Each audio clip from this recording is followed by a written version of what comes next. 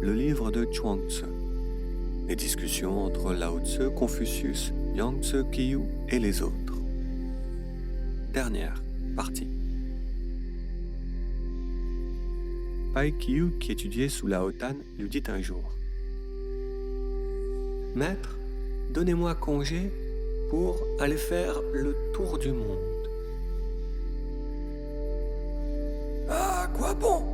répondit le vieux maître. « Partout, et comme ici. » Pai Kiyu insista et le vieux maître lui demanda par quelle principauté commencerait-il sa tournée. « J'irai voir le pays de Tsi, voir le fleuve se jeter dans la mer. » Et naturellement, les jours suivants, Pai Kiyu s'en alla pour proposer ses services. Quand il arriva dans le pays de Tsi, il vit le cadavre d'un condamné à mort. Il le redressa et le couvrit de sa robe. Puis, criant au ciel, il se lamenta en disant: « Frère, ô mon frère, a-t-il fallu que tu fusses la victime de l'inconséquence de ceux qui tiennent en main l'Empire? Les gouvernants défendent sous peine de mort, de voler, de tuer. Et ces mêmes hommes poussent au vol et au meurtre. Ils honorent la noblesse et la richesse qui sont l'appât des crimes. Tant que les distinctions et la propriété seront conservées, verra-t-on enfin la fin des conflits entre les hommes. »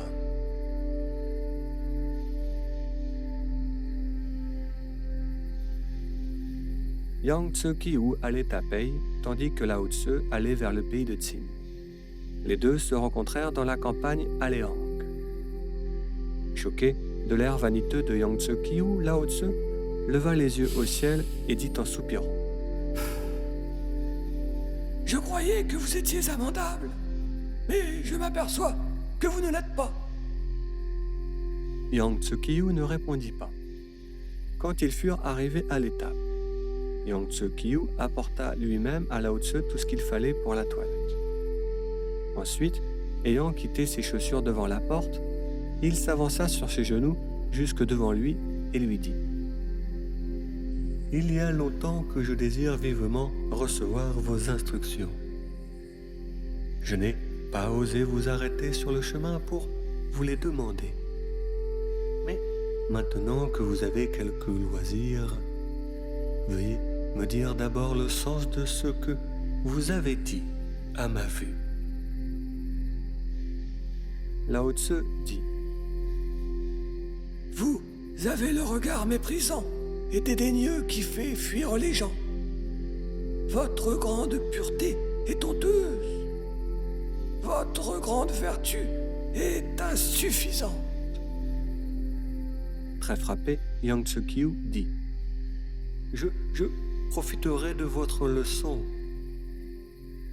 Yang-Tzu Kiyu en profita si bien et devint si humble dans l'espace de la seule nuit qu'il passa à l'auberge, que tous les gens de la maison qu'il avait servis avec crainte et révérence à son arrivée n'eurent pour lui aucun égard avant son départ. L'égard se proportionnant en Chine à l'insolence du voyageur.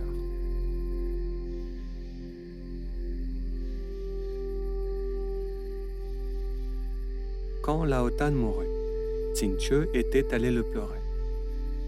Arrivé devant son cercueil, Tsin-Che n'expira que les 3 lamentations exigées de tout le monde par le rituel. Quand il fut sorti, des disciples du défunt le prirent à l'écart et lui demandèrent, intrigués: « Mais monsieur, n'étiez-vous pas l'ami de notre maître? Pourquoi donc n'avez-vous pas pleuré davantage ?»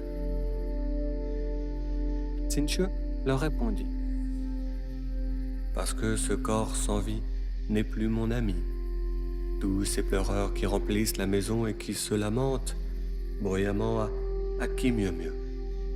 Ceux-là agissent par pure sentimentalité, d'une manière déraisonnable, presque damnable. La loi oubliée du vulgaire mais dont le sage se souvient est que chacun vient en ce monde à son heure, et il le quitte en son temps. Le sage ne se réjouit donc pas des naissances et ne s'afflige pas des décès. Les anciens comparaient l'être humain à un fagot de bois que le Seigneur fait et défait. Ils naissent puis meurent. Quand la flamme consume un fagot de bois, elle passe à un autre et ne s'éteint pas.